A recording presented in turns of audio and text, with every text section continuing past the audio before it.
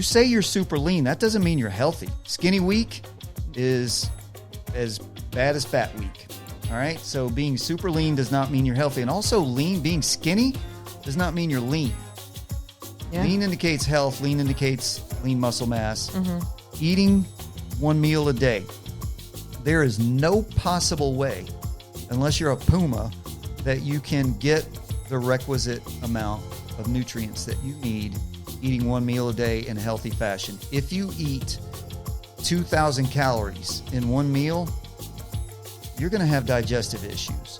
There's no way you're going to be able to get the amount of protein that you need. Can you name the top 5 best-selling fitness programs of all time? Is that weird? Is that super weird? I don't know if it's weird, but it does make me want to ask, like, who hurt you, Scott? I don't know. A lot of people. Let's not skate past that. Not open that box. I mean, it's different. Well, I'll say that.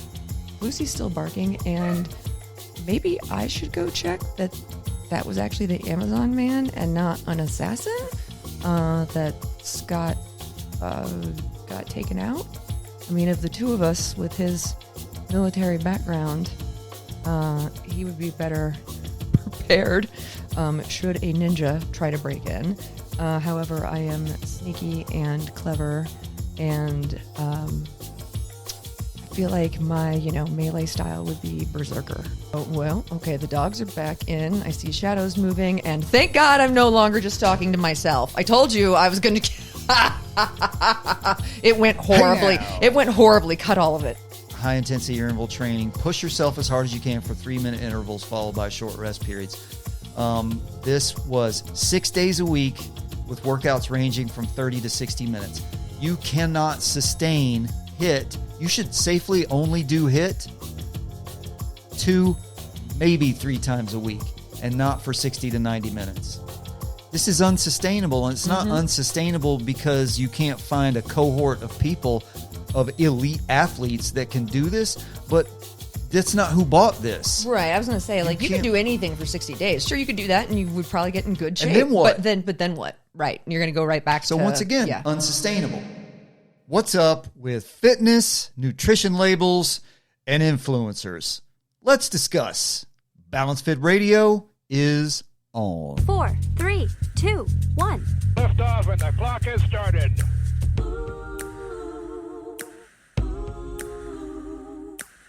And a great good morning, good afternoon, good day, good evening, namaste to all of y'all, wherever you may be across the fruited plain and around the world. And we appreciate you joining us here on Balanced Fit Radio, where we discuss philosophy and fitness in real life. And joining me, as she has been today, happy that I remembered her existence, is my partner in crime over there, Lacey Pletcher. How are you doing? You know what? It's just really nice that anybody acknowledges your existence. In fact, if you said your name, I was going to be like, and I'm Lacey Pletcher. Validation. My name is Scott Schroeder. I am the host of Balanced Fit Radio and the owner of Balanced Fit, personal trainer here in Easley, South Carolina. And Lacey's my friend and client and good discussion partner. So hopefully we're going to have a good time today. And as always, if you find yourself watching and or listening, we're all servants to the algorithm. It will help. By the way, if you're watching this and you find value or listening to it and you find value and or entertainment, please share it out. Share it. Do the whole likey, subscribey, ratey, thumbs and hearts and stars thing because it helps. I don't like that it helps. I would love that if this stuff could grow on its own, but it can't. So your input is greatly appreciated. Your help is valued and appreciate your time. And we're like your little house plants. You need to water us and love us so we can grow and get bigger and stronger. That's right. I like how you put that. Hey, we're like cactuses or aloe plants. We just need a watering once in a while here. We don't need it like all the time, but a little bit of loving here and there. Validation. Please like me. There we are. There it is. We knew it was going to happen. I called it and knew it was going to happen. That's probably Amazon, so that'll go away soon. Sweet. Oh, well, okay, the dogs are back in. I see shadows moving, and thank God I'm no longer just talking to myself. I told you I was going to... It went horribly. Hey now. It went horribly. Cut all of it. Welcome to the Three Dog Podcast, and the we talked about this before the show, that I was like, hey, two things are going to happen in the middle of this. I don't know exactly when, but I'm glad actually that they happened that they both was it the showed same up time? at the same time. Raya. Oh. Extricate yourself from behind me. If you can't see this on the camera, this massive. How much does she weigh now? Like 85 pounds? Oh, she's so fat. Yeah, she's every bit of 85 pounds. And naturally, you should be right under the desk because that's where a dog your size should go. Mm-hmm. All right. Anyway, we're back. I'm a big girl. How about that? So, what were we talking about? Well, I was talking about how you had cactuses been and gone, validation. how you'd been gone for an unusually long time, and so it must not have been the Amazon guy. It must have been the exterminator, because I wasn't sure if maybe you'd invite the Amazon guy in, but hey, you just never know. So just all kinds of, and then I started thinking like maybe you got abducted or it was an assassin, and maybe I should go help you. So yes, you're gonna just listen to whatever I said and be like, wow, you are lazy. You need a nap. Yeah. All right. Hey,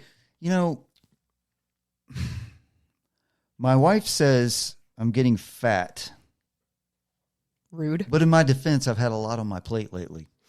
Oh, yes. Well, portion control, literally and figuratively, in life and on your actual plate. Hey, why did the blonde get a perm? I don't know, Scott. Because her trainer said curls might help. Oh! Hey! Well, I have a secret, Scott. You probably don't know this, but I'm not a natural blonde. Get out of here. Who could know? Oh, and you know what? I do know some blonde jokes. I will think those up. Who could know? All right. So, wow. The whole desk just shook. That was Raya. Oh, I've got one. Okay, Raya, you can't move anymore. How about that? You can't move anymore. All right, I'll tell my joke. You fix. So, I don't remember it, but basically, like, what was it? It's a blonde. A blonde is in a rowboat, like out in the field, like rowing, and another blonde comes up on her and says, "Why are you rowing out in that field in that boat? If I could swim, I'd come kick your ass." Hold on. Yep. Thank you. There you go. Take your servers.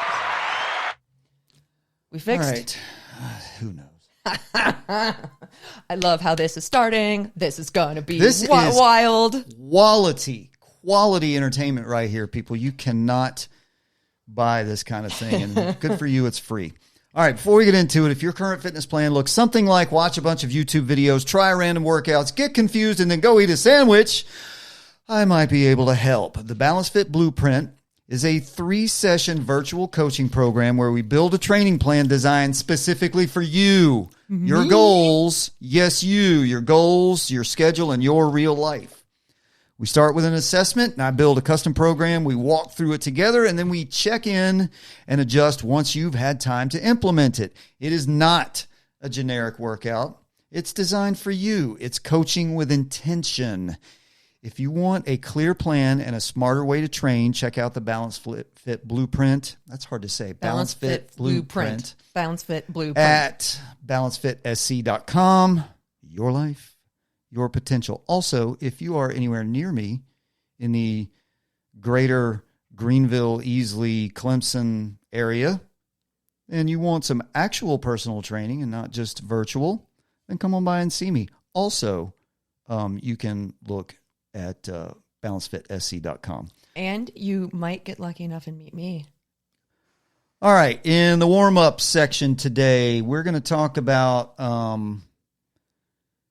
comments, questions, and corrections. So I did have a comment. This was a comment on the short clip that I posted, Why We're Fat and Sick in 3 minutes, and which I thought was it was an absolute tier 1 piece of material. I kind of boiled down a 20-minute conversation into 3 minutes, and I thought it was informative and entertaining.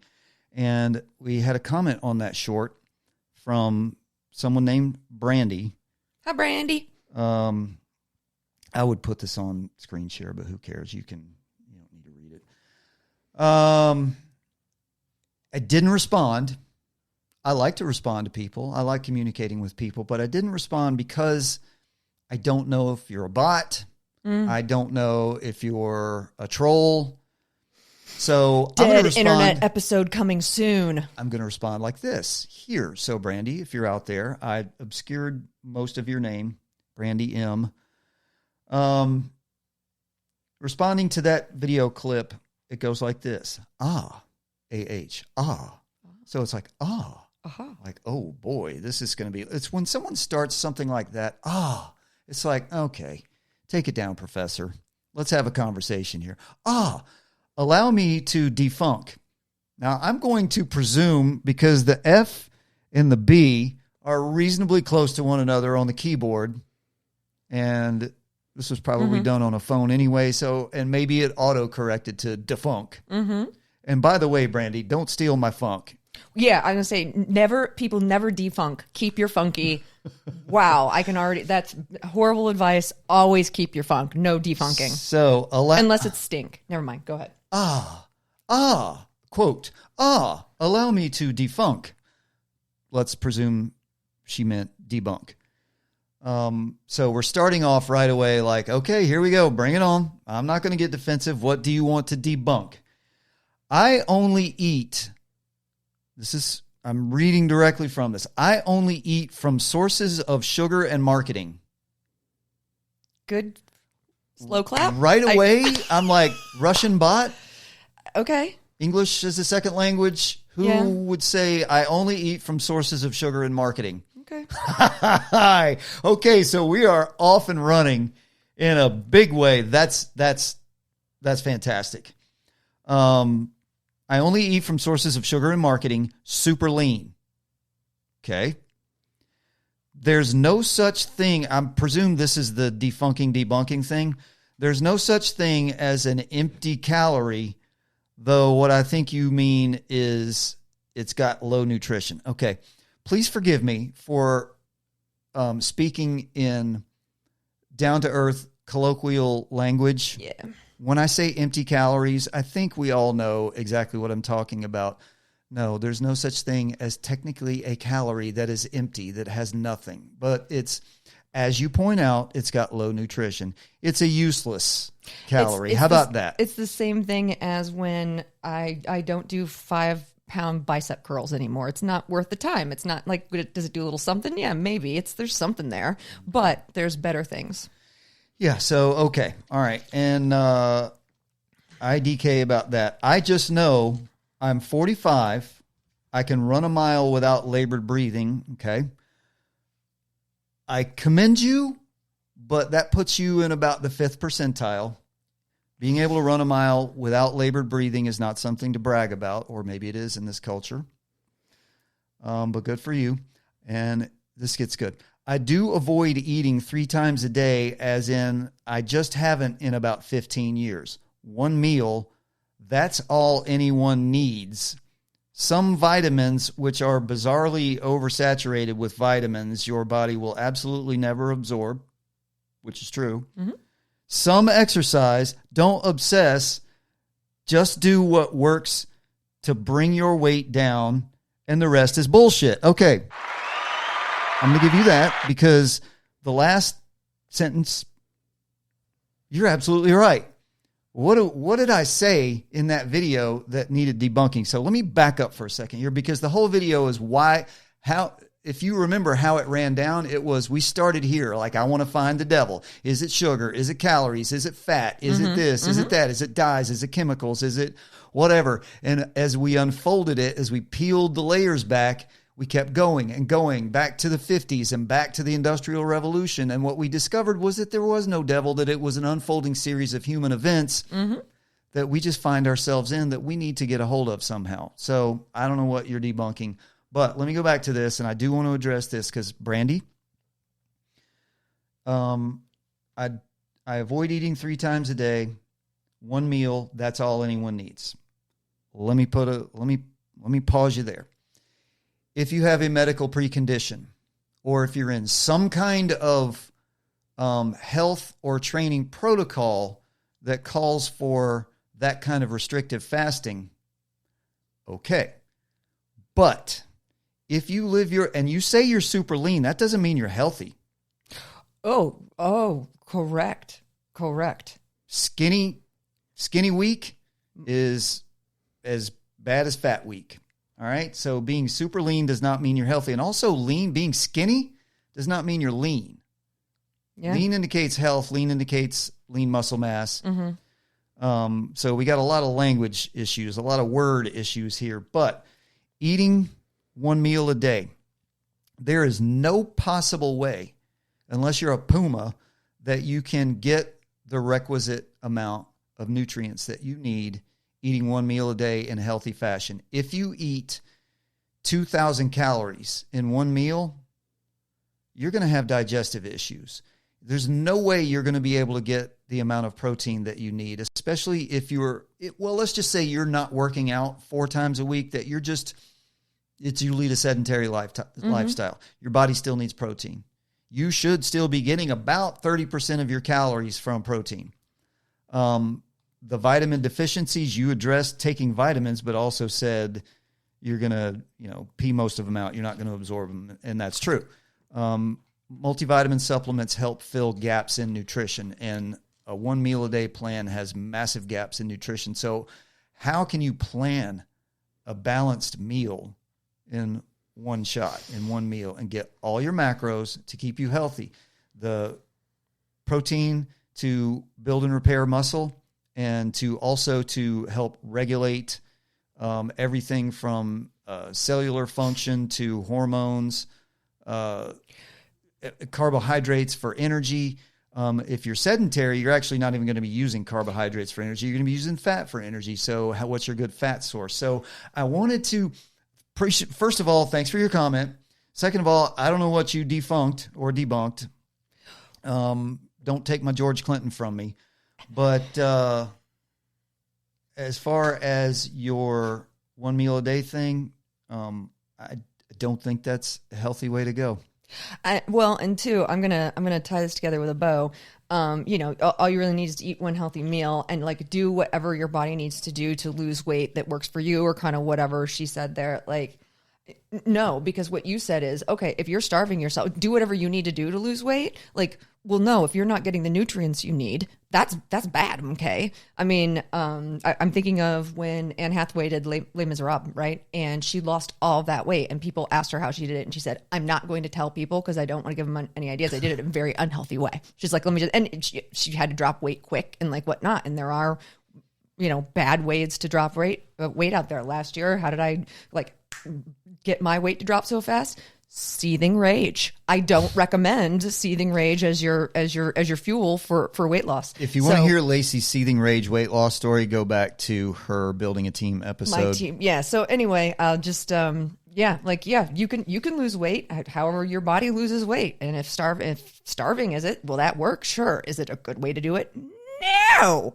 Who did you say? Anne Hathaway? Anne Hathaway. I respect someone who will do something extreme for their career while at the same time telling other people not to do it. Right, because she had nutritionists and she had doctors I respect that. Yep.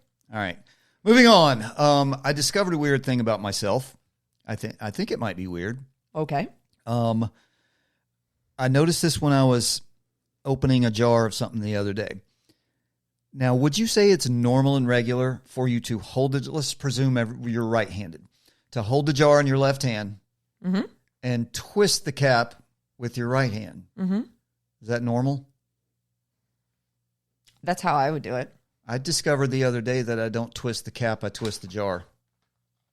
I hold the cap and twist the jar or the water bottle like this. I will hold the top and I'll twist the bottom.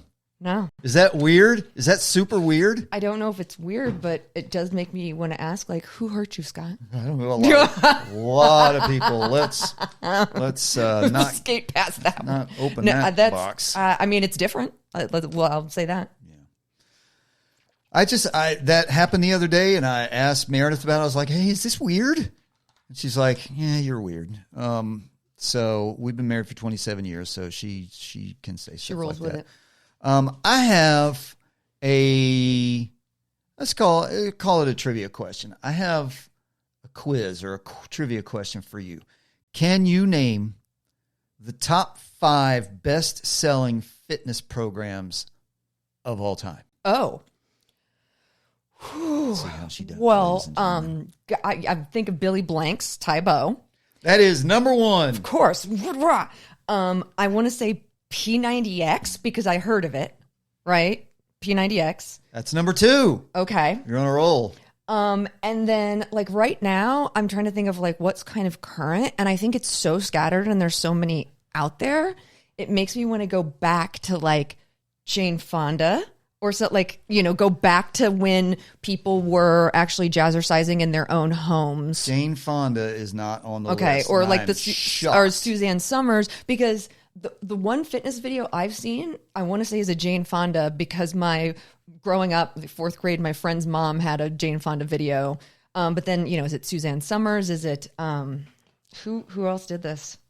Who else did this and it just went crazy? Richard Simmons? I think the reason that Jane Fonda, Suzanne Summers, and Richard Simmons are not on here is because they were so early that their product was like one VCR tape for 1995 instead of a box set for $700. Okay. So you got Tybo, you got P90X. Those are number 1 and number 2. Trying to think of anything else I've heard of. I've never done one. I haven't either. I've seen them, but nope, lay it on me. One of them is... It like took over the world for like 5 years. Everybody was doing it, and it seemed, well, not everybody. It seemed pretty niche, kind of limited to, let's be generous and graceful and say, women of a certain mindset and certain body composition were all about this for 5 or 6 years, maybe even longer than that. Flowy skirts and jangling ankle bracelets, and is it some kind of yoga? Starts with a Z. Oh, Zumba. Zumba's number 4. Okay. Have heard of Zumba. Number 5 is video game based. Oh, is it like a Wii something? Wii Fit. Dance Revolution? Wii Fit is number 5. Number 3 is the one that we're missing. Yeah. Okay. You done? You done guessing? Let me see if Give me a hint. I'll give you a hint. Sean T. Oh, yeah. The high intensity, like he did all the HIIT training. What was it called? It was like, I'll never come up with the name, but it was explosive something. You could high. You could Inferno. describe the last 3 weeks of your life with this word. Hell? Insanity. Insanity. Sean T. Insanity. Okay. All right, so a little bit about these. I saw a video recently kind of explaining the fitness culture and how these people came and go and how marketing just ate them alive, and that the people that started these were good people and the industry got a hold. It's like scale. It's like when corporate money, investment, what's that? Venture capitalists. When venture capitalists come in and buy a company that was built and run by people who love people and love what they do, and they destroy it and ruin it, and they don't know why. Mm-hmm. Because you stopped doing all of the things that made that company what it was, made it people-centric, for made it feel maximizing authentic. shareholder profits, and now the company's dead. Mm-hmm. And you move on. Like the aliens from Independence Day. Oh. They just go from galaxy to galaxy, sucking up all the resources, leaving a dead husk behind them, and move on. So that's kind of what happened to these fitness people. So Tybo was Billy Banks, and it was this. There's a theme going through this, and I'm going to get down to why I'm asking you about this in a later segment. Tybo was a high-intensity cardio workout that combined martial arts techniques such as Taekwondo and karate with boxing, calisthenics, and rhythmic dance. And Billy Blanks was a martial arts expert, and everybody remembers Tybo. You remember that? took over the world. And big personality, megawatt smile. Yeah. And these things kind of compounded on each other. And P90X, we know P90X was developed by Tony Horton and Beachbody. This was a 90-day. Mm-hmm. This is what I'm going to get at later, which is part of the problem with the fitness industry. This was not necessarily with the industry, but with what people do. But a 90-day extreme home fitness system dominated the late 2000s and early 2010s, sold millions of DVD box sets via late-night infomercials, generating hundreds of millions of dollars. I know people that did it. Before the brand transitioned to subscription apps. Insanity. The Insanity workout is an intense 60-day. See where we're going here? No, 7-minute abs. Yeah, 60-day home fitness program created by trainer Shaun T and Beachbody. High-intensity interval training. Push yourself as hard as you can for 3-minute intervals followed by short rest periods. This was 6 days a week with workouts ranging from 30 to 60 minutes. You cannot sustain HIIT. You should safely only do HIIT 2, maybe 3 times a week and not for 60 to 90 minutes. This is unsustainable, and it's not unsustainable because you can't find a cohort of people, of elite athletes that can do this, but that's not who bought this. Right. I was going to say, you can do anything for 60 days. Sure, you could do that and you would probably get in good shape. And then what? But then what? Right. You're going to go right back to... So once again, unsustainable. Yeah. What about Zumba? That was the dance thing. This was so silly. I mean, you know what? Bless you. But if you had fun, you have moving. If you're building a tribe and you're out moving, I like it. But it was a trend. Hey, we know you can't dance, Scott. I can't. Originated by Beto Perez in the 90s and formalized globally in 2001. Dance fitness phenomenon utilizes Latin rhythms and aerobic movements while primarily operating through studio classes and instructor licensing. Its DVD programs and video games have sold tens of millions of copies. Yeah. Wow. And the Wii Fit, everybody knows what Wii Fit is. And hey, if you're going to have a video game console in your home, I wish people wouldn't, but if you're going to have it, good for Wii Fit. It got people up and moving. I used to have the power pad for Nintendo, and did the track thing. You know what? I'm really shocked didn't make the top 5 though. Now that I've had a chance to think about it, Prancer size. Prancer size. If you don't know what that is, go Google it, and you're welcome. I do not know what that is. All right, moving on. In the Zeitgeist section today, we touched on this a little bit, and I said I wanted to talk about it a little bit more. And I want you, because you might have, I have never once ordered DoorDash, Uber Eats, or any of those delivery services. Mm-hmm. Have you? Oh, yeah. Now, I will say this. We have Walmart grocery delivery, but I have a real good reason for that. We have Walmart Plus. Walmart Plus gets us Hulu for free and some other stuff. But it is valuable to me to not have to go into Walmart. I thought of you. I went into Walmart, 2 or 3 days ago. I needed 4 things and stood there trying to get a 9-volt battery, and they've got them locked in the back. Stood there forever. They didn't, and I just went, I hate being here. But if Walmart was going to raise the prices on, which actually they are now, they're doing that, I forget what it's called, the dynamic pricing, where they change the prices, and they're doing it based on who's standing in front of the bananas, because they got cameras everywhere, and then now they have digital tags. Have you seen this? Instead of the old paper or plastic tags, they got digital tags on everything. Yeah. And I think it's every morning at 5 a.m. or something, all the digital tags go bloop, bloop, like a gas pump. Yeah, and then this dynamic pricing, they read your phone. This thing reads your data off your phone when you walk in the door, and it's like, oh, well, this person has an iPhone 17 Pro Max and blah, blah, blah. Yes, I do. On and on and on. So they're not going to pay 59 cents a pound for bananas. They're going to pay 79 cents a pound for bananas. And you know what? You will. So anyway, let me not get distracted by that. But there is real value in getting my groceries delivered for me. I find a little bit of therapeutic relaxation in grocery shopping. I actually like it. Oh, I'll do a list, but when I have the time and the dog's not in the car, something about just going up and down every aisle and thinking about like looking at literally everything. Like somehow, like some people like to just love to go to a bookstore and just kind of like go up and down the aisles.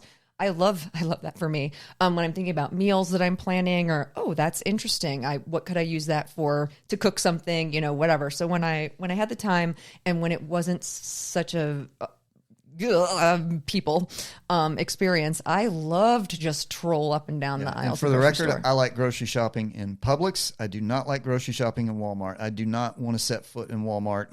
Mm-hmm. It's like going to Waffle House at 4 a.m.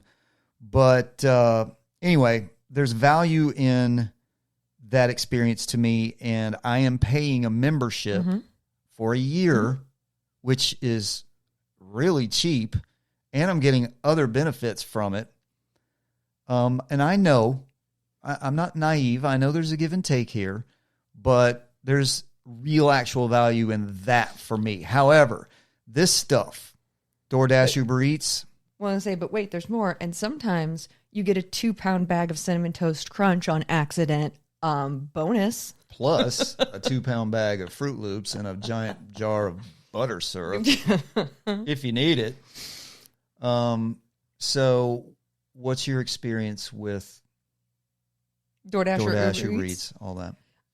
Well, they never get my Chipotle order correct, or my Tropical Grill order correct. I don't know what's so difficult about it.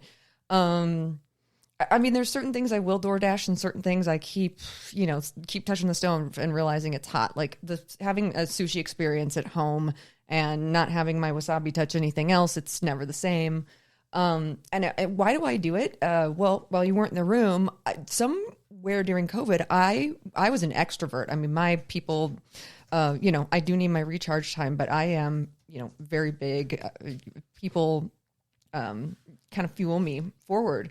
But during COVID, when I became a hermit and maybe went through the situation I did, I actually like now not interacting with people as much. And it's that. Hold on. Did you say like not interacting with people as much as I used to? Oh boy.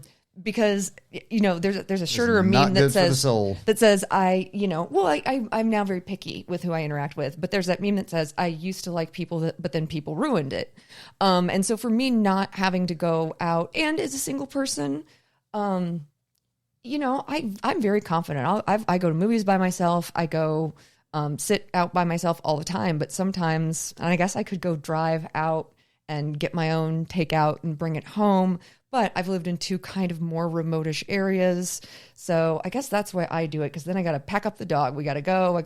There's just a whole thing. And I really like being I have my hermit time where I just like not leaving the house. And honestly, it makes me feel like a little bit of a princess that people will just deliver me my food. I'm not sure that's okay. I'm going to have to fuss at you about that. I don't do it all the time, but you asked me if I use it. And so that's why I would use it, is because I just don't have the social or energy to go out and be out in public. How many times a week do you do DoorDash? Oh, not every week. Okay. No. It seems to be a thing that people are doing it many times per week. Now, I think when I worked from home too, and a meeting would run long, and I didn't have something I could pop in the microwave and reheat, or like sandwich or something, you DoorDash some lunch or something when you're in that culture where it's work. Would you say that's a success or a failure?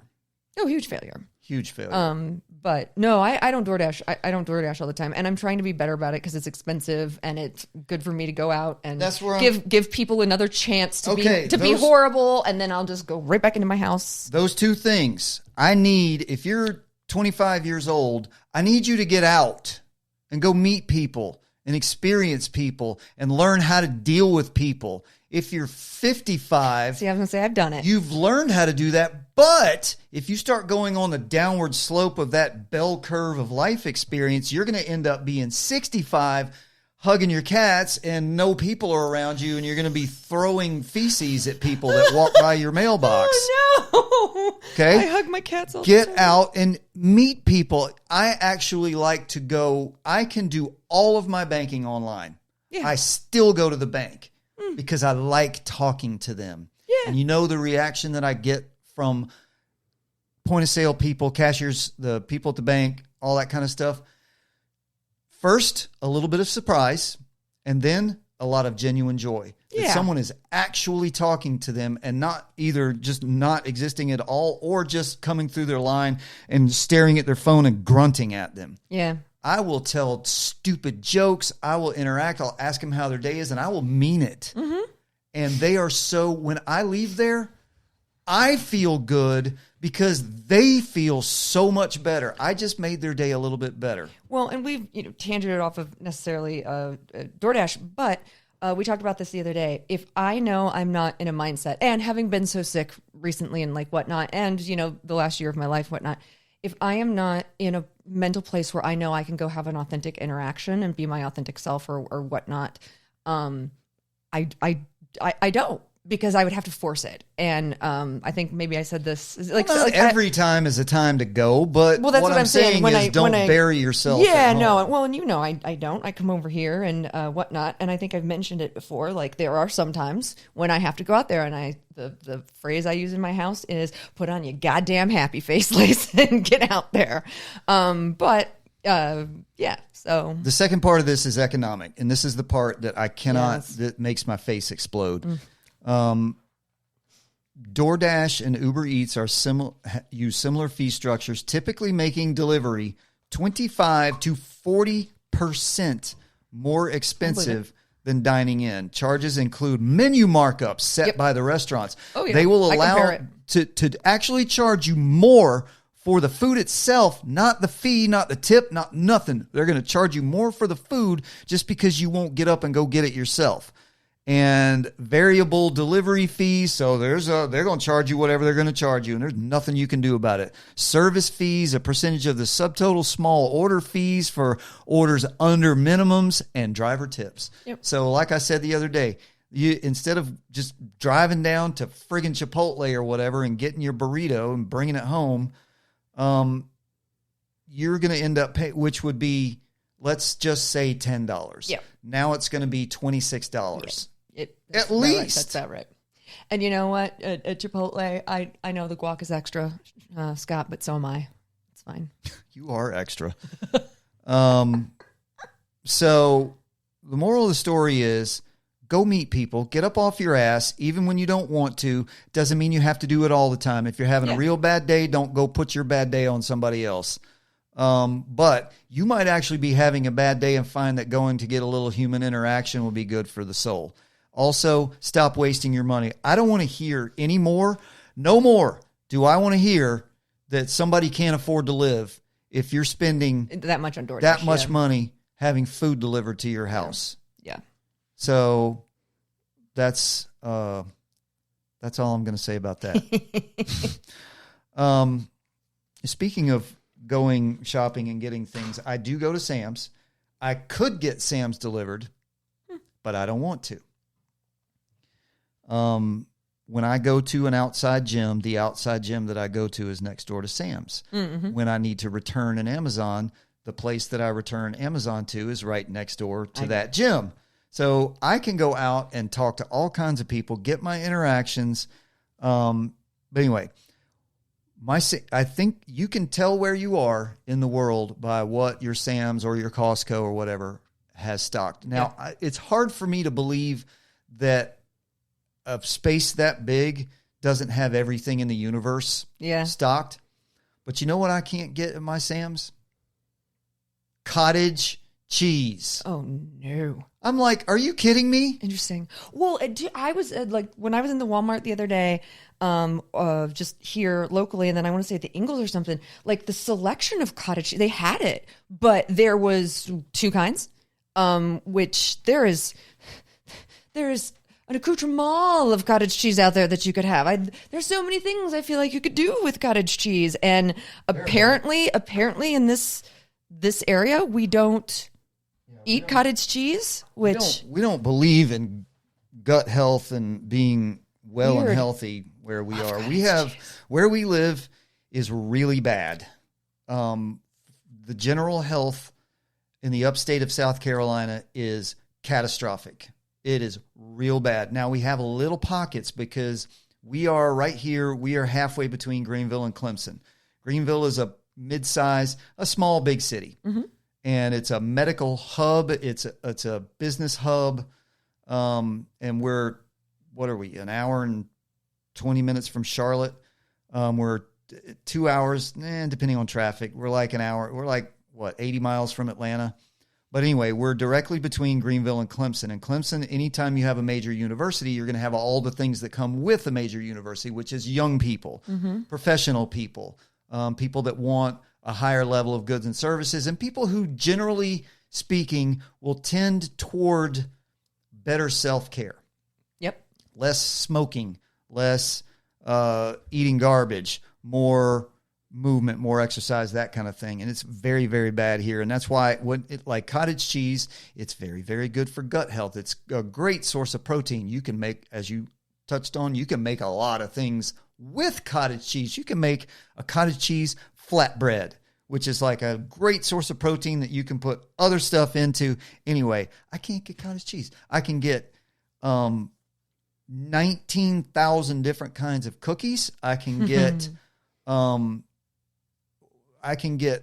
the most disgusting sugar-laden yogurt. That's the other thing too, is they have my fat-free Greek yogurt there, and they have it in these giant, like 64-ounce containers that I love. And it's fat-free Greek yogurt. And it's real. It's not Greek yogurt-like or whatever. So, and that's probably the main reason that I started going to Sam's like 5 years ago, is because they had it there and they got this giant tub of it for like $4.50. Plus I get a few other things there. But they do have my fat-free Greek yogurt, but they can't keep it in stock. They keep 100 million other kinds of disgusting sugar-laden flavored fake yogurts in stock, but not my fat-free Greek yogurt. They can't keep it in. And I can't get cottage cheese, and that bugs me. Well, what's interesting is, to me, I sometimes end up at the Pickens Walmart, and they don't have the fizzy waters that I like, sparkling water, like a LaCroix, for instance. Like, they've got one choice. And that's always amazing to me. And I was just going to look up Sam's Club and see if I could find some cottage cheese on here. And man, the algorithm, it knows, because if you listen to, was it last week or the week before's episode, do you know who's staring back at me advertising Sam's Club? Jason Sudeikis. They're listening. Which makes me want to go like, no, don't look at me. I'm so embarrassed. The robots are listening. I know. All right. Anyway. All right. Moving on. In today's nutrition section, I want to talk about something that has come up more and more and more with my clients specifically recently, and other people that I deal with in general, and looking around at the people landscape, the peoplescape, the personscape.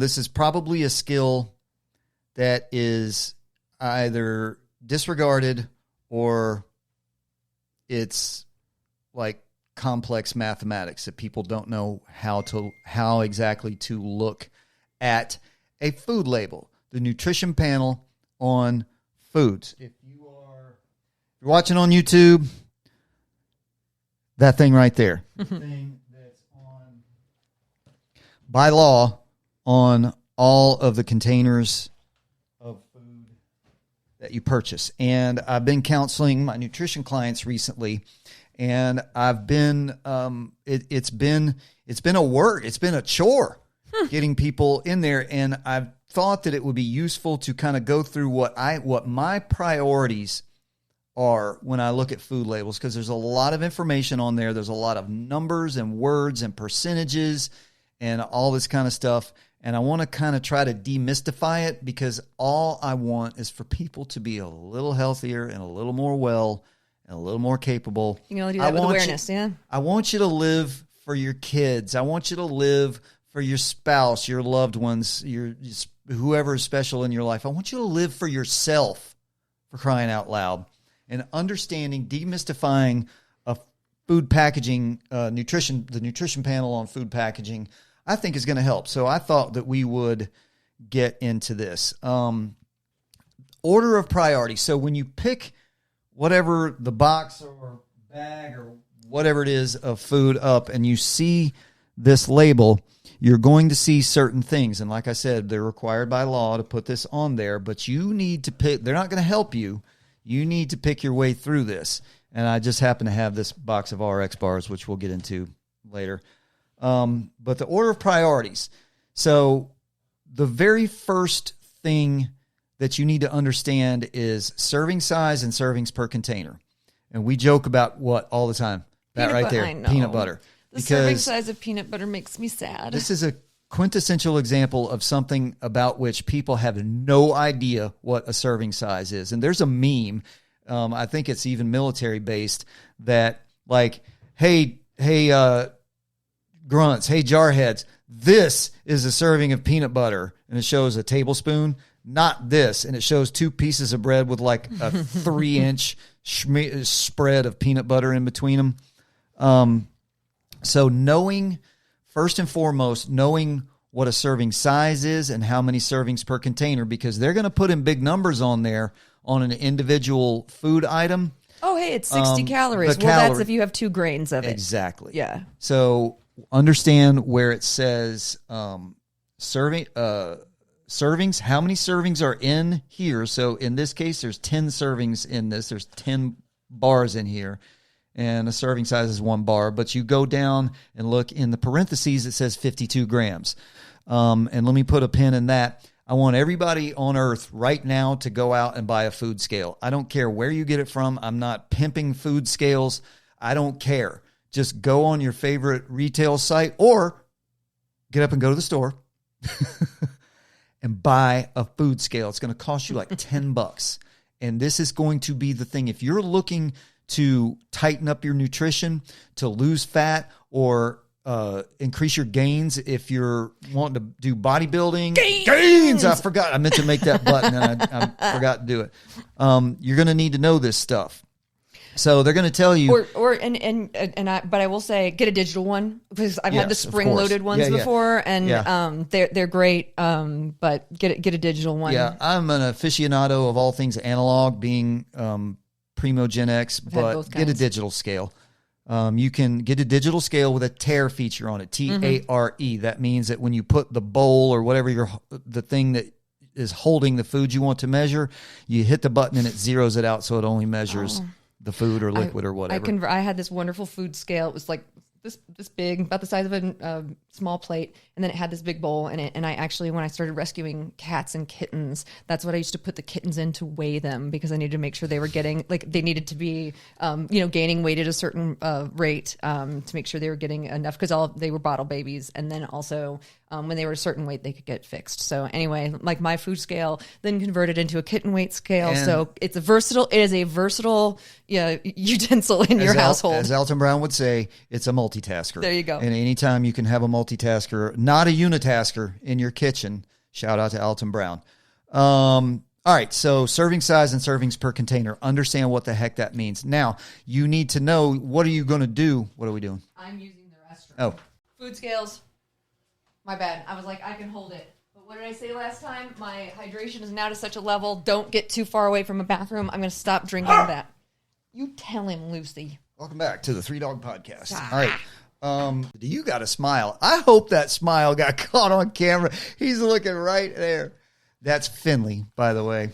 So Lucy is licking my calf, and Finley is now stealing the limelight. All right. So getting back to it, knowing serving size and servings per container doesn't do you any good if you don't know that all macro and micro numbers are based on this. So macronutrients, not to presume that everybody knows what that means. That's your protein, your carbohydrates, and your fats. Those are your macronutrients. Your micronutrients are all the vitamins and minerals on the earth. All of the fat-soluble and water-soluble vitamins, A, D, E, and K, B, and C. All the minerals like zinc, manganese, iron, all those things. All of that is based on this number, serving size and serving size more particularly.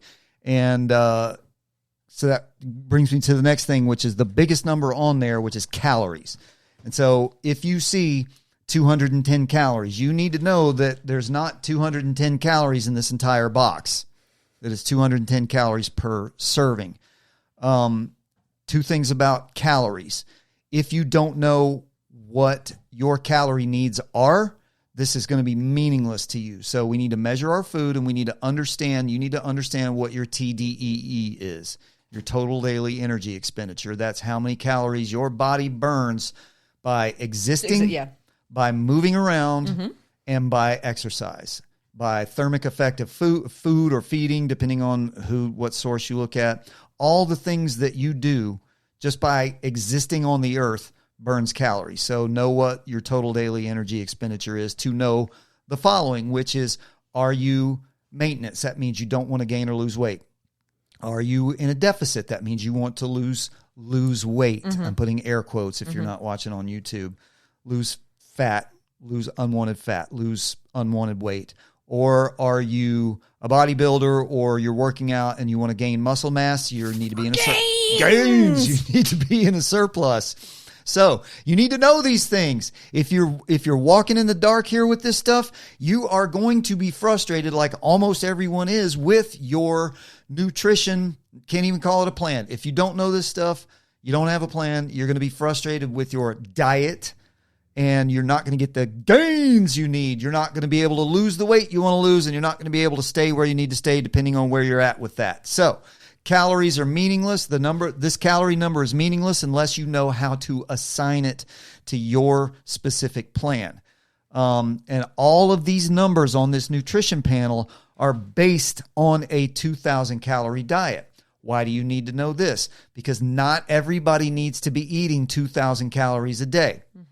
If you are like Brandy, or one meal a day, don't do anything, but I'm super lean and all I eat is sugar, and who is also not funky, has no funk, then you don't need to be eating 2,000 calories a day. You're probably not burning 2,000 calories a day. If you are an elite athlete, guess what? If you're Michael Phelps, your total daily energy expenditure is probably 4,000 calories or more. I don't even know. So just to keep from wasting away to nothing, you need to maintain with that.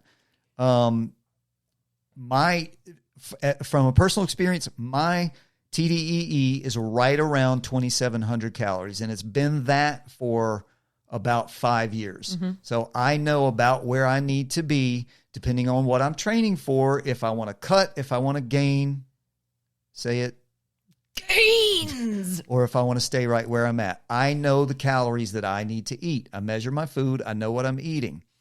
All right. So, well, and let me point something out, because I brought in my raisins. Yeah. From all the things I just had done, I'm having some anemia issues, which, while I'm tired and everything. So you need iron. So I need iron, right? And so the other thing is, all right, well, this is giving me 4% or 0.7 milligrams of iron a day.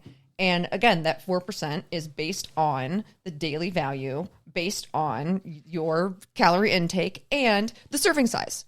So, I have to look at this and go, all right, well, if I want to, get this up to 12, so I've got to eat. Let me guess. The serving size of those raisins is 40 grams. Yep. So that's a fourth of a cup. So for me, which is 120 calories, and obviously there's a little bit of fiber in here. There's no added sugar, but it's 26 grams of sugar. So for me, looking at this to go, all right, so to get 0.7 milligrams, I would need to eat, with the iron intake I need. Now, I just love raisins. This is great for me. I can just take a little handful and snack on them. So these are like my little iron supplement pills. The good thing about raisins is that they come with a fairly good bit of fiber. What's the fiber content in 2 there? 2 grams. Okay. That's okay. It's okay. It's not great. It's going to help offset the sugar. But I'm just saying, for me to get a little I got you. What I'm I'm wrapping that up with is you got to consider all these. That's what I'm saying. Yeah, for me to say, oh, well, I'm going to get my iron from these, I have to look at how much I have to eat. And it's a risk because I did not know this. One of my friends, she left some oatmeal raisin cookies out, and her dog got into them. And raisins and grapes are toxic to dogs. Yes. And I had no idea. I love grapes. I love raisins. So that's actually why they're not in here. I have them folded up, baggy clipped in the cabinet. Today I dropped one on the floor and I crawled around in the kitchen to find it to make sure garbage compactor over here didn't eat one raisin. I don't think a raisin would kill that dog. I know. It'd take a lot to take down that piece. Oh, but look at that face. Yeah, I know. But just a public service announcement, because I guess this happened last year. So I was 43 years old when I learned that. But for all of you dog lovers and dog owners out there. All right. And so we're going to kind of wrap what you were talking about into this as we're going. So I'm glad you brought that up because that'll kind of lead us into that. All right. So to review, serving size and servings per container. You got to know this, because if you just look at the calories on this thing, I'm holding up a jar of peanut butter. If you're listening on podcast, and you dip out and you look on there and you see 180 calories. Ooh, that's kind of high, but okay. It's only 180 calories. I can deal with that. How many servings are in that jar? And you dip out like 4 tablespoons of it. Guess what? You've just consumed 560. What would that be? About all of your fat for the day, and probably a third of the total calories that you need to eat for the day. So how many servings is in that jar, Scott? Total. 35. Okay, so 35. Just forgetting the 80 part of that, that's 3,500 calories in the whole jar, which is the one thing that does make me feel good about cottage cheese. When I look at the cottage cheese and see there's only 6 servings in there, and I'm like, okay, so if I house this whole thing because I love it, that's only 670 calories. I won't feel too guilty about it, even though it's high fat. Yep, and the amount of fat represented by 3,500 calories is substantial. Yeah. That's generally the deficit we want to put people in. To lose a pound. To lose a pound a week. Yep. So this is 1 pound of body fat in this jar right here. But I love you. I'm sorry. I love you. Typically on an average deficit, for people to lose fat, we want to put them about at a 500 calorie a day deficit, 3,500 calories a week. So there you go. However, we're not saying peanut butter is a bad food. It is not a bad food. It's a good food. It's a decent food in moderation. It can be a healthy fat, although almond butter is better. Yeah. All those others are better. And also, it depends on how much sugar is the kind of peanut butter, which I'll get to here in a second. But all right, and so know your macros and micro numbers. Know where you want to be. Know if you want to lose weight, if you want to maintain, or if you want to gain weight. And I mean gain good weight, gain muscle weight. And again, all this is based on a 2,000 calorie diet. You need to know what your total daily energy expenditure is. Next thing we want to look at is the three horsemen of food apocalypse: sugar, sodium, and saturated fat. That's where your flavor comes from. Guess what's delicious? Sugar, sodium, and saturated fat. It is. And when I can attest. And there's a sliding scale too. It's like a triangle. It's like the exposure triangle. If you know about photography, how if you change ISO, then the other 2 metrics are going to have variable change as well. So when you take away fat, food is not going to have any flavor. So guess what you have to do? Add salt and sugar. Mm-hmm. Or take away one of the other ones. This is sugar-free. Guess what? Well, it's probably going to have artificial sweetener in it, but they're going to add salt and add a galactic amount of salt. So look for those 3 things. Look for those 3 metrics on there. Added sugar. Natural sugar is okay, but you still need to watch out for it. It's still sugar. Mm-hmm. Yeah. But natural sources are better than refined sugars, and most of our natural sugars are going to come from whole foods that contain fiber that are going to regulate your blood sugar. And sodium. We got to watch out for sodium, high blood pressure issues, stroke, all that kind of stuff. And obviously saturated fat, heart disease, brain problems, all that kind of stuff. Cholesterol. So watch the content of those and the percentage on those. You do not want a high percentage of the calories in this serving coming from one of those things. Well, and 2, you said saturated fat, but then isn't there also like monounhydrated monoxide 4,000? Your 2 healthy fats are mono and polyunsaturated fats.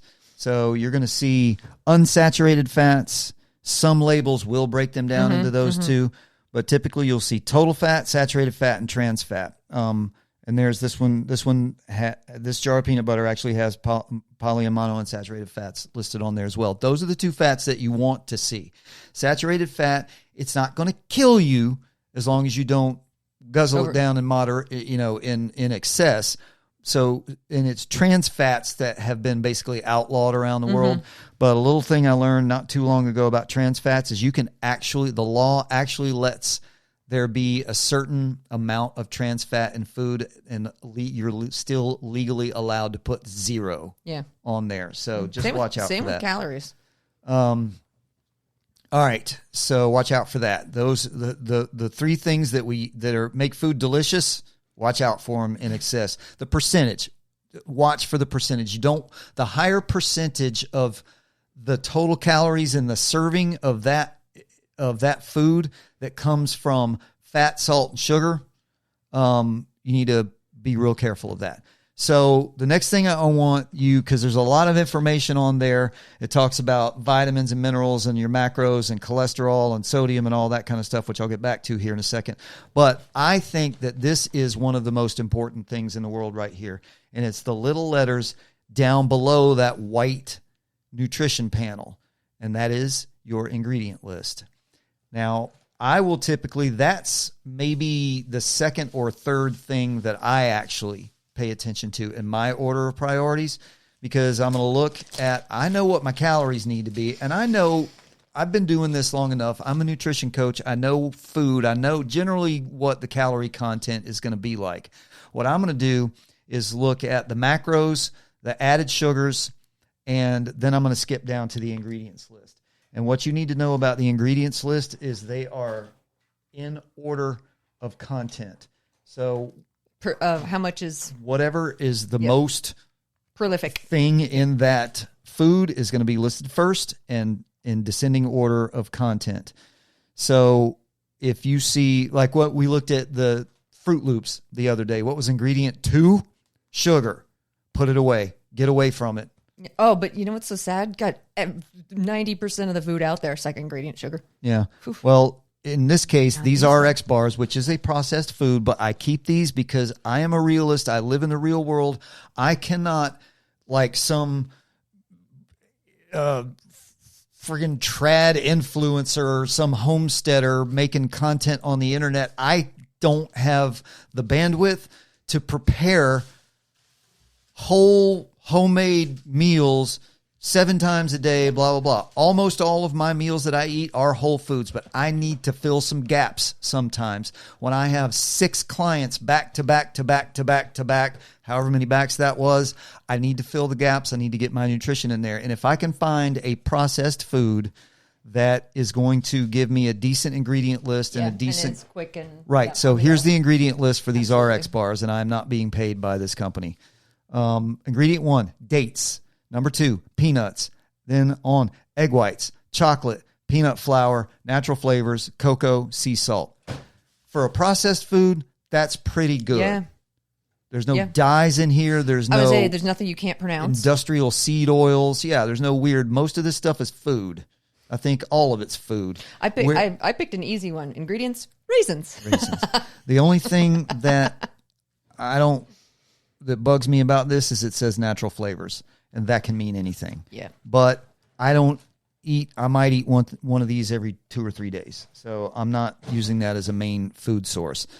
So know that ingredient list. Is there any actual food in that thing?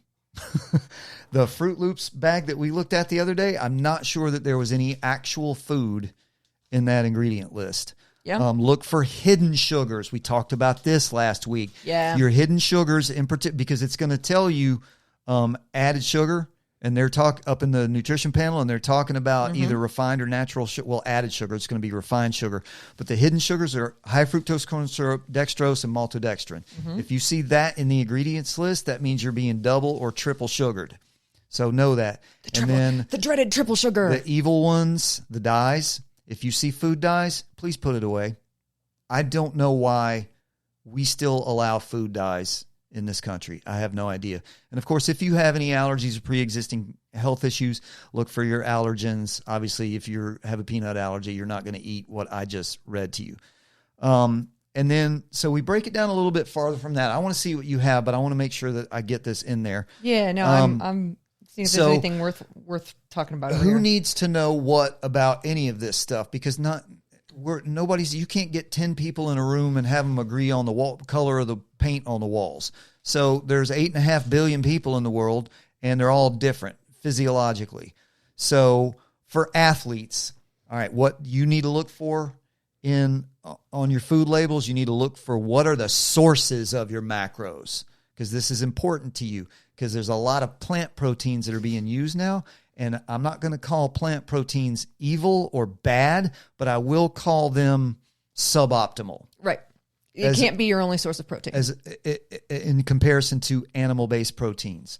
One of the reasons is that most of your plant proteins, whether it's pea or bean, stuff like that, is going to have a lot of fiber, and it's going to inhibit muscle protein synthesis to a degree. And that leads me to this bioavailability of the macros. And that's just a fancy word for how much of this stuff is actually getting absorbed and utilized by your body. Not all foods are equal. And we're talking about macros here. Not all macros are equal when it comes to bioavailability. Absorption. So your high bioavailability proteins are going to be eggs, egg whites, chicken, beef, etc.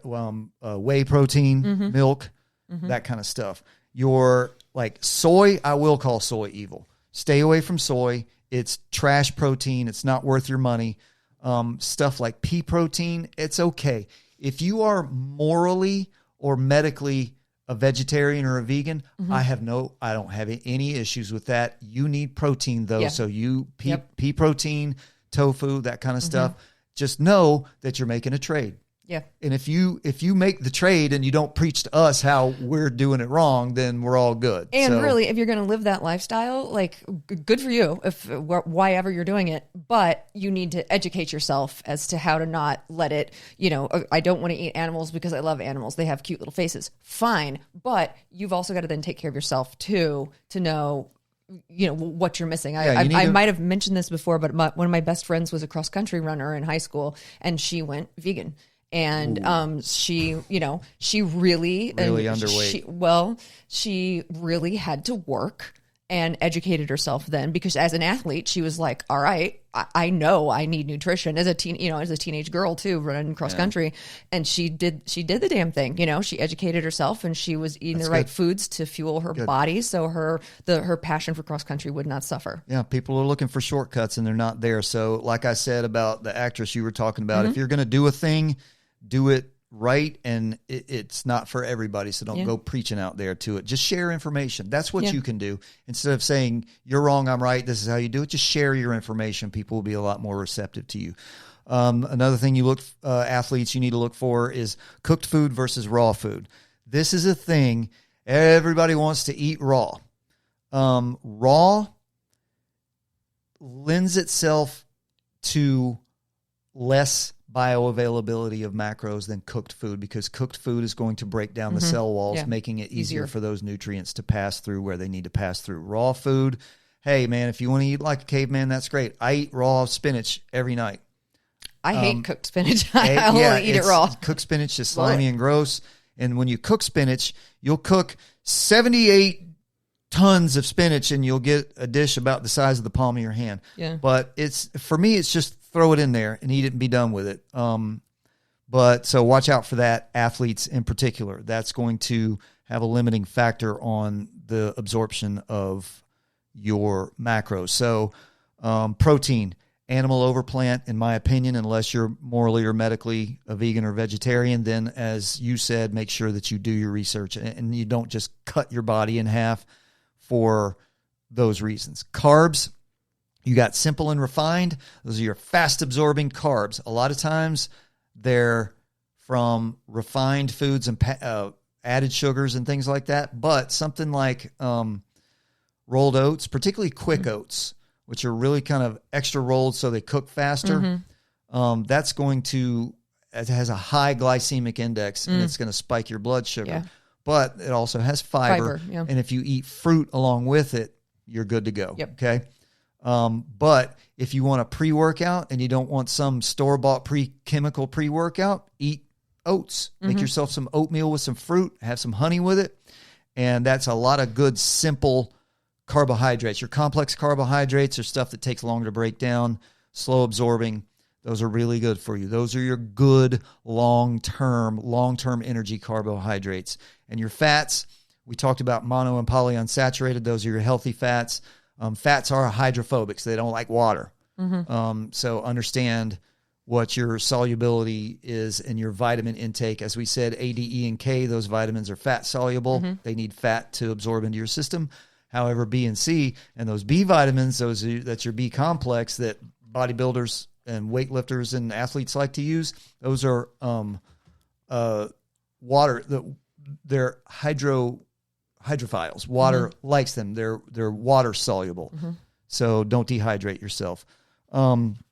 Also, this is where I'm coming back to what you were talking about with your raisins. Understand the ratio of calories to macros per serving. Yep. So this is what you were talking about. For example, peanut butter is a horrible product for Protein. value of protein per calorie. So a gram of protein has 4 calories. A gram of peanut butter has 4 calories. Oh, no, sorry. I thought you... Nope, you're right. A gram of protein has 4 calories. In this peanut butter, which is not... It says natural. By the way, they can put the word natural on there pretty much anytime. Real peanut butter has one ingredient, peanuts.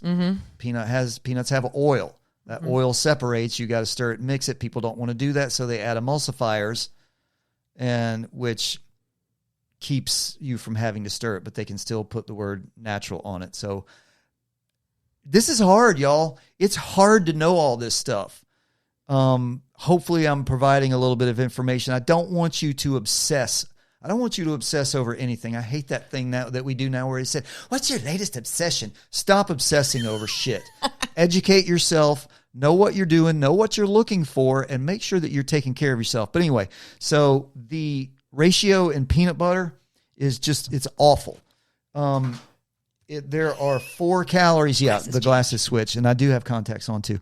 There are 4 calories per gram of protein. There are 7 grams of protein in a serving of this peanut butter. There are 180 calories so per serving. 28 calories is from protein. Correct. In 7, yes. So in a 32 gram serving, which is 2 tablespoons, okay? A 32 gram serving of this peanut butter is 180 calories. 28 of those calories are protein. The rest of it, almost all the rest of it is fat. Yum, yum, yum, yum, If yum, you understand that, you can still eat peanut butter responsibly. But if you... I was like, don't drink and drive, right? Don't do drugs. This is Eat peanut butter responsibly. Oh, God, Scott, we've got another hat. It's going on a T-shirt. It's going on a patch. You heard it here first, folks. Eat your peanut butter responsibly. Don't eat peanut butter and try to put on a bikini. So that is a really tier 1 example of a really bad macro to calorie ratio for protein specifically. Yeah. And it advertises itself as like a protein packed food, and it does have a lot of protein in it compared to some of the stuff I've got over here. But here's another example, and I don't even know why this is in my house. Gimme. I'll have to fuss at my wife about this. Parents in particular, or anybody who's trying to eat healthier, don't feed this to your kids. Yeah, it's oatmeal. They tell you made with whole grain oats, heart healthy oatmeal. Well, I'd hope so if it's oatmeal. Yeah, heart healthy oatmeal, and it has a asterisk or a cross or something, which I'm not even going to bother to read. But here's your heart healthy oatmeal, 160 calories per serving. That's 43 grams. That's a packet of this stuff. Of those 160 calories, there's 4 grams of protein. So somebody's going to look on the back of this and go, oh, there's protein in here. 4 Yay. times 4 is 16. 16 of the 160 calories, 10%, Is right, protein. is protein. There are 12 grams of added sugar in that tiny little packet. I'm going to say, yeah, for this one, it's not going to be the fat that's making it up. It's going to be the sugars and carbs. What's great is there's no cholesterol, there's almost no fat, and the sodium's not that bad. But this is if you feed, let's say you feed this to your kids with a glass of orange juice before they go to school, guess what's going to happen to them in about 2 hours? First of all, they're going to get off the bus and they're going to be a holy terror. Yeah. They're going to be the Tasmanian sugars, devil. Yeah. And then about 2 hours later, they're going to crash and fall asleep. Yeah. Because you've just given them a whole buttload of sugar and almost no fiber, no protein, and no fat. So avoid this. Instead, cook your own oats. It takes 5 minutes and sweeten it with honey, fruit, that kind of thing. I love raisins. If you're in telling mine, me personally. I can't get my kids to eat that, I'm sorry, I don't know what to tell you. You're going to have to play the long game and deal with your kids bitching at you. And if they don't want to eat it, they don't have to eat it. Because I guarantee you, just like a dog, you know what they say about when the dog won't eat? The dog's not going to starve himself to death. They're going to eat. Mm-hmm. They're just being picky about their food. That's why Rye keeps breaking into the cat food areas because she thinks she's starving while she's on her diet. Calling your kids dogs. Don't everybody get all upset and start grabbing your pearls. It's the only but example it's the same thing. You're going to have to play the long game, and you're going to have to be the heavy sometimes, okay? The reason we have a lot of obese kids right now is, and I'm going to tell you, this is in my family too. My little brother, who will turn 40 this year, has been overweight to obese his entire life. And I remember when he was a kid, he was a picky eater. And my stepmother, to keep the peace, that boy must have eaten peanut butter and jelly for dinner while the rest of us were eating a good balanced meal. Yeah. Maybe 6 nights a week. Yeah. You're going to have to play the heavy and play the long game. And guess what? He's diabetic. He's got all the obesity diseases. He has to wear a CPAP at night because he has sleep apnea. Well, how's that? How about that? Would you rather have your kids hate you for a few minutes? Which they won't even remember when they grow up, maybe. And have a long and healthy life? Let me get off that tangent. That's a whole other thing. Let me wrap this. So we had poor ratio sources of food. Let me give you some really, really good ratio sources of food. Tuna. In 1 4-ounce serving of tuna, you have 149 calories and 32 grams of protein. Mm-hmm. So that's 108, 64 and 60, 128. Mm-hmm. 128 of those calories. Did I do that math right? I don't want to sound like an idiot. 64 times 2? Yeah. 128 of your 149 calories is protein. Yeah. That is the ratio that you're looking for if you're in training or if you're looking to boost your protein intake. Mm-hmm. And it comes with all sorts of other health benefits. Tuna, dark fish does as well. It does have, so you got to be careful. Mm-hmm. Fish has some fat. Mm-hmm. There's some mercury issues, things like that. So again, know your food. Mm-hmm. If you can't eat that or you don't like fish, fine. I hope you can eat fish once or twice a week, but if not, fine. We can supplement for that to a certain extent. Another example, 4 ounces of ground chicken. Now, let me stop there for a second because I don't want you, particularly with ground beef, I want you to look for the fat to meat ratio in your ground beef. So the most common is 85-15. Yep. 85% there's meat, 80, 15% fat. It's cut with fat, so it has some flavor. Now, when I cook ground beef, I buy the leanest ground beef or the leanest ground chicken I can find, and I can find ground chicken that's 95.5. I cook it, I drain it, and I drain it on paper towels, and I mash it down with paper towels until it's almost dry. I don't season it when I cook it. I'm not a chef. I don't care. I want the nutrients in me with as little fuss as possible, and I add salt and pepper and crushed red pepper. That's all I use for seasonings, and that's good enough for me. And that I makes don't you need happy. a culinary experience. The Food Network ruined the entire earth as far as what is a reasonable expectation of food preparation and meals. Well, and I'm a little different, whereas I like a little seasoning. People always ask me, like, I don't really cook, but then when I do cook, I'm a fantastic cook.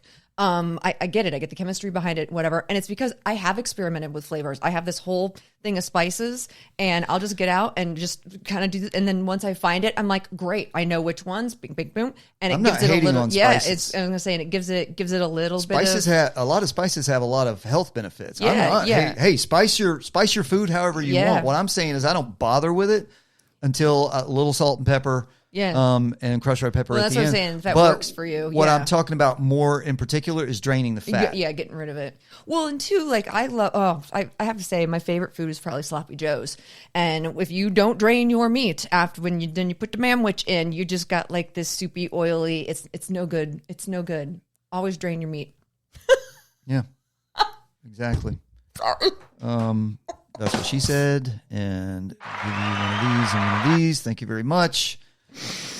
Balanced Fit Radio After Dark. Cut me off. All right. So anyway, 4 ounces of ground chicken, and this is taken from the USDA. So my chicken is actually going to have less calories, and it's actually going to have a higher ratio of protein to weight. Yeah. Because I drain it so much, which is a whole other conversation. But anyway, your basic 4 ounces of lean ground chicken is going to be about 130 calories. You're going to get about 22 grams of protein with that. So we're talking 88 grams of protein, or 88 of those 130 calories are protein. That's a good ratio. That's what you're looking for. Here's something else. Here's a processed food that is an excellent source of protein. Yeah. And has an elite ratio of calories to protein. Whey protein. Now, I want to stop there. Whey protein isolate, not concentrate.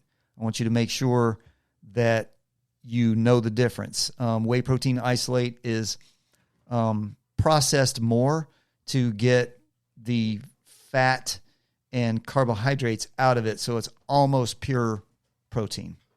Whey protein concentrate it's cheaper and it has a little more flavor. I don't care about that. Yeah. So anyway, the ratio here with whey protein isolate, in mine that I use in particular, the serving size is 36 grams. It has 120 calories and 25 grams of protein. So 100 of those 120 calories, pure protein, and an excellent source of protein. And on and on and on. Egg whites. 4 egg whites is 100 calories, 20 grams of protein. That's 80 calories of the 100 calories is protein. You see where I'm going with this? This is what you need to be looking for. And then we circle back. All right, here's an example, even worse than the peanut butter. A product that I used to consume pretty frequently when I was in a previous job, and I could not. I had my lunch had to be in my pocket. When I caddied. Yeah. I couldn't stop. We were going all day. Can't stop, won't stop, Caddy. And actually, this wasn't bad for me because I burned this with no problem. But most people eat this stuff as a snack. Yeah. Like sitting at their desk all day. I'm not hating on Cliff, but this is just an example of a bad calories to macro ratio. So this Cliff Bar chocolate chip is 260 calories. 1 bar, 1 serving, 260 calories. And you say to yourself, well, that doesn't sound like very much. 9 grams of protein. That means 36 of those 260 calories are protein. The rest of it is not great. Yeah. A lot of sugar and salt. And you know what's funny? I don't even think they taste good. Sorry, Cliff, you're just not for me. Yeah, they're not for everybody. They were never my cup of tea, and I want to wrap up my part of this by saying, just kind of pointing out other foods that are marketed. Oh my God, the whole thing now. For a while there, everything was fat-free, and then everything was sugar-free, whatever it was, and then we went through the whole plant-based, and then vegan. I actually was in Target one day shopping I was in the women's cosmetics area because I needed to buy some. Oh yeah, I was buying her deodorant or something like that, and I happened to walk by the nail polish, and it said vegan nail polish, and I'm like, Jesus, what are we doing here? Anyway, so now the thing is they're going to slap the word protein on everything. Yeah.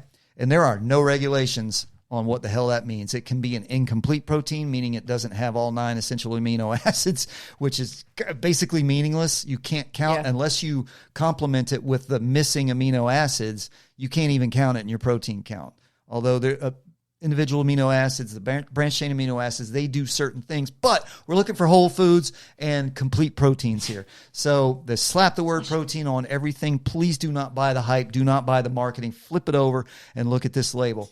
Plant-based proteins, not the best.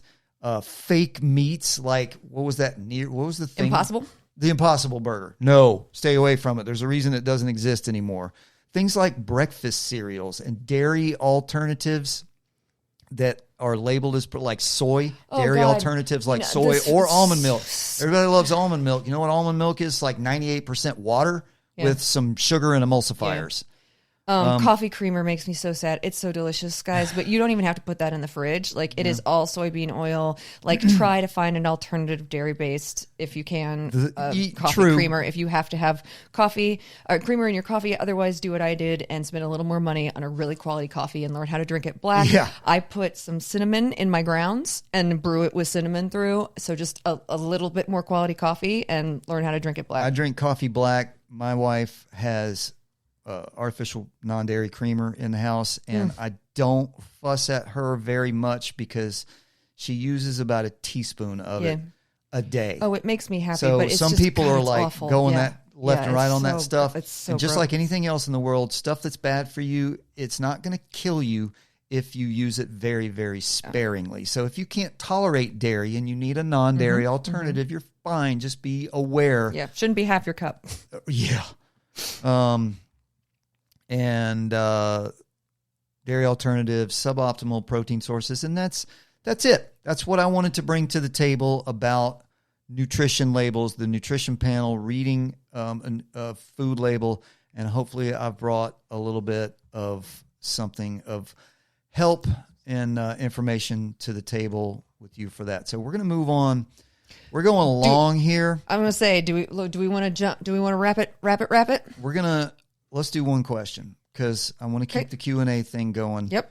But before we do that, real quick, before we continue, if your current training plan is basically random workouts and good intentions, the Balanced Fit Blueprint might help. It's a 3-session virtual coaching program where we build a clear, personalized training program for you. BalancedFitSC.com. All right, let's get back to it. Great. So we had some good questions, but since we're running along here, we're gonna want to let y'all get to it. We're gonna go to the second question, and I'm going to ask you the question this time. Protein intake has been a big topic for a couple of years now. Mm-hmm. How much protein do I actually need? It depends. Just as we talked about, it's going to depend on your, what your goals are and what you're training for, or if you're not training and whatnot. But I want to say for me right now and kind of maintenance and getting back on my feet, I want to say I'm somewhere around like 65 to 80 is what I should be targeting right now. Does that sound right? 65 to grams. Grams of protein. Yep. You're no. Did you 90? say 65 to 80 grams? Right. Is it 90? See, you're probably about something like 60-ish kilograms. Sure. I weigh 100. I weigh 148 pounds. I'll tell you. That's on the low end, but I'll accept that. 60 to 80. Yeah. Okay, I'll accept that for you as a woman, your size, your activity level. Yes. Okay, I'll accept that. Yeah. Please continue. But I know that because we've talked about it. And so I don't know how I would calculate it other than, you need to know your body weight and your activity level, your goals, and on all of that. Goals, gains, all those types of things, in order to, because it's a good thing, but you can overdo it. You very definitely can overdo it. Now, daily protein standards depend on your age, weight, and activity level. And this is where we talked about macros and your macro split. If you don't know what a macro split is, that is your ratio based on 100% of your calories. your ratio of protein, carbohydrates, and fats that you need, and this ratio will determine everything about your body composition. So with protein, the recommended standard by the government and health organizations is generally between 0.8 and 1.6 grams of protein per kilogram of body weight per day. So if you're old like me and you don't do the metric system, you need to divide your weight by 2.2. You need to ask your phone to convert it for you. Yeah. So divide your weight by 2.2 and then multiply that. That'll give you your weight in kilograms, and then multiply that by your protein goal. So 0.8 is the low maintenance bottom of the threshold amount of protein you want to consume. 1.6 grams it's hard to eat that much protein. It is. A lot of times, unless you're a mountain lion. But that's about the standard. Or a cougar. So depending on... That's my dad joke. Depending on your total daily caloric intake, your workout situation, your health situation, your body composition and all that, protein should make up somewhere between 10 and 35% of your total daily calories. 10% is super low. If you are sedentary, or if you are recovering from injury, or if you can't work out, or you're immobile, or if you have a pre-existing medical condition, there are certain things that would make 10% okay. But for most people, and I'm going to let me give you a model of a human. Somebody who works 9 to 5 Monday through Friday. I know that's an old school thing, but just to make it easy. You work 9 to 5 at a desk Monday through Friday. You work out moderately 3 to 4 times a week, and maybe on the weekends you'll go play in the lake or go for a hike or something like that. You should probably be about 30% of your total daily calories should be from protein. If you're more active than that, you need to bump that up to 35%. So the scale of your macros is going to be for an athlete or a very active person, you need to be somewhere like 35% protein, 45% carbohydrates, and 20% fats. And the reason we want that particular ratio is that you need the protein to repair and build and to regulate your system. You don't need to over-index on protein. Yeah. Unused protein will eventually turn itself into it will go into your fat cells as stored energy. The hierarchy is it will go to repair and build, then it will be stored in your muscles and liver, and then if it's unused, it will eventually turn itself into fat. And that's the same thing with carbohydrates too, unused. So the ratio, the 35, 45, 20 for very active people, you need those carbohydrates. The whole thing about cutting carbohydrates, it's just as bad as the food pyramid, where we had all of your carbohydrates down here bottom, and a teeny tiny little bit of protein. You need carbohydrates that's your main source of energy. As I said, for particularly active people, that's your main source of energy. You don't want to get into burning fat because that's a lower burning threshold. So you need that energy. And fats, athletes and active people need a lower portion of body fat or of fat, food fat intake in your calories because you're not going to burn it. You're burning high energy stuff. You're burning your carbohydrates. So you don't want that storage just sitting there doing no reason. Once again, you do need fat. Being down to 4% body fat is not healthy. And I say all of these, like particularly for women, searching for the devil last week. There is no devil. It's not like, oh, fat's bad, carbs are bad, protein's bad. Like they all have a certain job, and it's all work together for what you're trying to do and how you need to fuel your body to feel good and show up for people and have your brain be clear, and have your vitamins be absorbed and all of that good stuff. Yeah. So let me flip that to finish this up to somebody who's not so active, because we're talking to everybody here. You need to adjust these macros because, once again, you don't need to over-index on protein. If you're not going to use if you're 160 pounds and you're not going to use 140 grams of protein, or 160 grams of protein, or 180 grams of protein, you're not doing yourself any favor. And aside from it being stored as excess adipose tissue, it's bad for your kidneys. Your kidneys are going to have to work overdrive to get rid of the nitrogen and all the things that it has to filter out. So over-indexing on protein is not helpful. But you also need to so you need to be more like maybe 25% calories from protein, and you need to drop your carbohydrates to about 35%, because you're not doing high energy burns. You are burning fat. Your body burns fat by existing. That's your low threshold energy burn. So your fat intake, believe it or not, I know this sounds weird. It sounds so backwards. But your fat macros need to be a little bit higher than in comparison to your carbohydrates, because you're at a lower intensity level going to burn more fat and not going to burn carbohydrates almost at all. So I know this was about protein and not about macros in general, but just like I said, the exposure triangle with photography, they all work together. Yep. You can't. You got to have all of them but you got to find the combo. You can't increase one without affecting the other two. So I hope that answered the question. And let me ask you this. In the cool down section, what was your favorite activity as a kid? Well, this is easy. So, well, Scott, before I got my first horse, actually I grew up, in the sticks in Indiana, and I had some friends that had ponies, had backyard ponies. And those were my best friends. And oh my God, I can still tell you, my friend Jenny had a pony named Thunder, and he was old kid's pony. You have to have a pony named Thunder, right? And he was so good. You could run up behind him and cowboy on the button, jump on him, and you could ride him and halter around, and we would just go tearing around. And then my friend Annie had a pony named, she had Thunder first, and then she gave her to Jenny.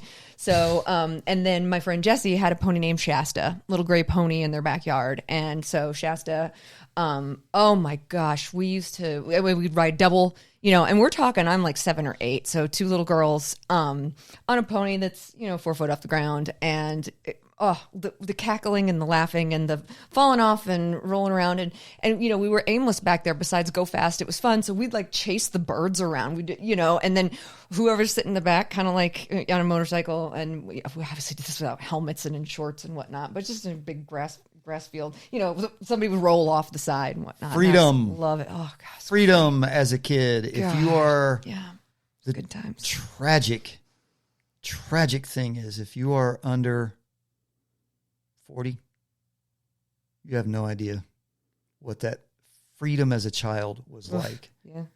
Helicopter parents, snowplow parents. I'm an only child. Well, I was an only child for 13 years. So, and this will, we know I'm weird, right? My dad owned a golf and tennis shop for a good long while, so we had a lot of inventory around the house, and one of those things that we had a lot of was tennis balls. My favorite activity as an only child was, I grew up in Marietta, Georgia, and we lived in the hills, and my driveway was almost straight down. So our house was down in a depression and then went down even more up here. And so we had a big stone retaining wall because the neighbors were way up there, holding back the landslide. And we had stepped railroad tie wall built up from that. Well, that was my outfield wall.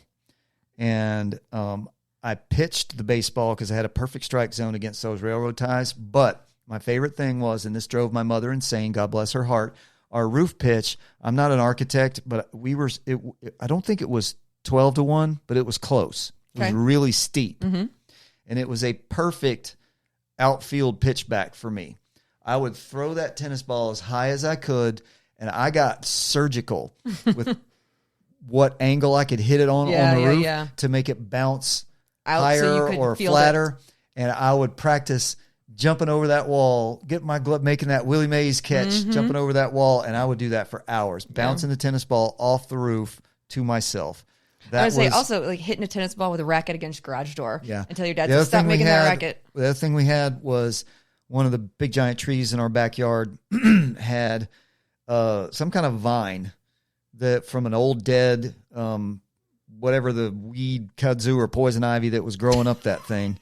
And it was about like an inch and a half in diameter. And my friends and I spent hours and hours and hundreds of hours swinging on that vine. Playing Tarzan around the back of the house until it broke with me on it one day and sent me tumbling down the hill and over the little cliff into my neighbor's backyard. And with that...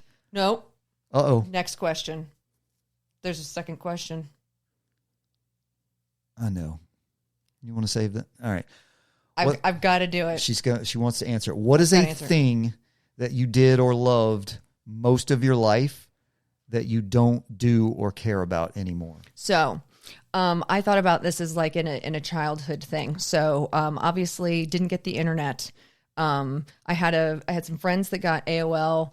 I was about 10 or 11. My best friend, Sarah, we were in the 5th grade. Her brother was 2 years older, total computer nerd, and dude works for NASA now. But one of the first things that we obsessed over and thought was so fun was talking to strangers online. And I absolutely hate it now. But turns out Sarah and I were the first trolls, and we didn't even know it. So you're to blame. Yeah. So I was thinking about this. People would just chat you up. Obviously, we were young girls, and the good thing To Catch a Predator wasn't then invented yet because, oh my God, everybody, all these creepy older people would try to talk to us. And so what Sarah and I did, and we're talking 10, 11. And I think our friend Jenny had the album because she had like 5 older brothers. We got out a 1993 Adam Sandler album. There's a song called At a Medium Pace. It is so dirty. I'm not even going to read the lyrics, so not safe for work if you want to read it or listen to it. And we used to use those lyrics and convert it to all the people that wanted to like sex talk with, 10, 11-year-old girls at the time.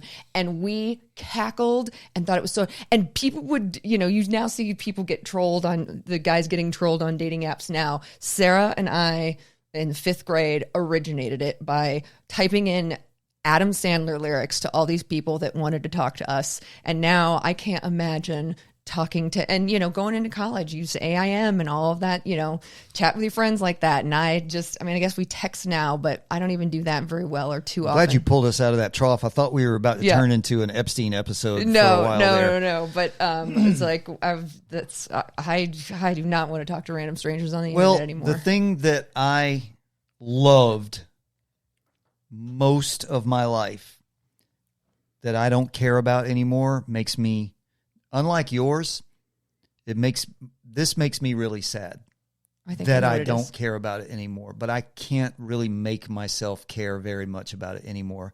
I'm from Atlanta. I grew up in Marietta, Georgia. I was born in 1969. I was born into the Atlanta Braves and the Atlanta Falcons.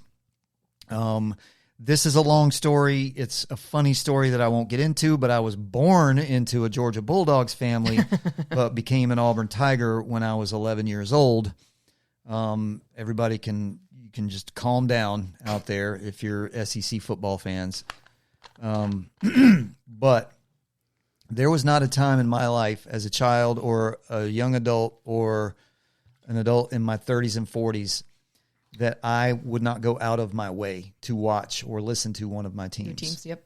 Lived and died. When Meredith and I first got married in 1999, May 16th, 1999, we didn't have phones and cell phones and fancy streaming devices. You listened to the radio when you weren't watching TV. Mm-hmm. And I would go to bed at night if the Braves were playing on the West Coast. And they wouldn't start, first pitch wouldn't be till like 10:05 or something like that. And I worked in the golf business, so I had to be up at 4:30 in the morning. I wasn't staying up watching that game. I had a little portable radio that I would put under my pillow because we didn't have like earbuds or anything in there either. Just so it wouldn't bother her. And I would put it on the lowest volume I could hear it and put it under my pillow, under my ear, and listen to the Braves game as I fell asleep. Most of my fondest memories as a child and a young adult and even an older adult come from sports. Mm-hmm. When I took our daughter to her first college football games and other things. And she's a horse chick too. She's an equestrian, and I got to take her to the SEC Equestrian Championships in Blythewood, South Carolina. I've found lately, and this has happened in the last 2 years, I don't care anymore. I don't go out of my way to watch the games. And I still love my teams. I still want them to do well. Yeah. But I don't watch it anymore. I don't care. Yeah. It's gotten, I believe the reason, and this is another one of those things, nothing is to blame here, people. Everything is to blame. Just like we talked about with food, the same thing has happened with sports. It's just been an unfolding series of events that have led us to this point. It's not about NIL. It's not about the transfer portal. It's not about free agency or contracts or anything like that. It's everything that's ever happened, leading me to the point now where the entire soul, the entire human element, everything that I loved about sports is basically gone. Yeah. But we said the cool down, we're not going to bring it down. So what I want us to focus on here is that there exists a universe where over 30 years ago, 2 10-year-old girls were actually trolling creepy old guys with Adam Sandler lyrics. And getting to believe Sloppy Joe, Sloppy Joe, and getting them to believe they were actually talking to somebody that wanted to talk to them, and that what we were saying was serious. So you know what? I would give 10-year-old me a high five for that. Yep. Now knowing what I know. If you're a youngin' right now growing up in the world, go to a football game. Yep.